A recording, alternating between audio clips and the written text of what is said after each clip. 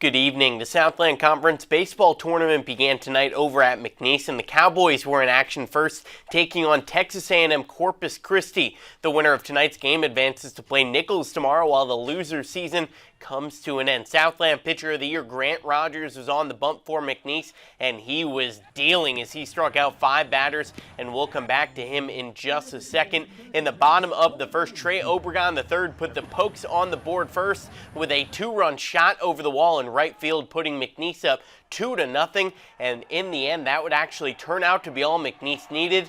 But they wanted some insurance runs, and in the 6th inning, Josh Leslie and Brayley Hollins came through big with RBIs, extending McNeese's lead to 4-0. And I said we'd come back to Grant Rogers. He went the full way, notching a complete game shutout as McNeese won at 4-0. And Rogers notched his 12th win of the season, a McNeese single-season record. And the win was also head coach Justin Hill's 300th of his career. Here's what Hill, Rogers, and Obregon had to say after the win.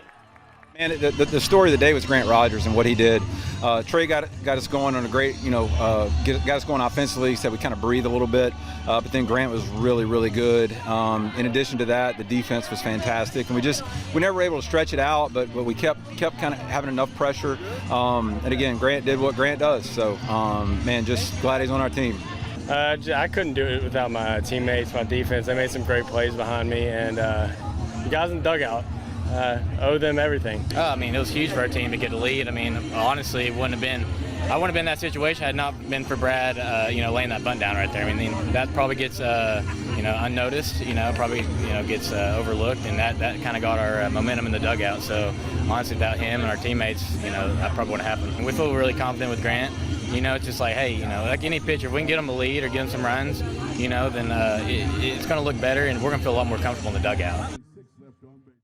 With their win over Corpus Christi tonight, McNeese now advances to the double elimination bracket and will now take on top-seeded Nicholls on Wednesday. The Cowboys and Colonels squared off 4 times this season, 3 of them taking place right here in Lake Charles, and 1 technically being a non-conference matchup 2 weeks ago in Thibodaux. McNeese lost 2 of the 3 games here in Lake Charles, 1 of the losses being in extra innings, but beat Nicholls in Thibodaux. Here's what Coach Hill had to say about the matchup tomorrow and who will start. What do you see in Nicholls tomorrow, 2-2 this season against them? Conference champ, man. Conference champ. That's it.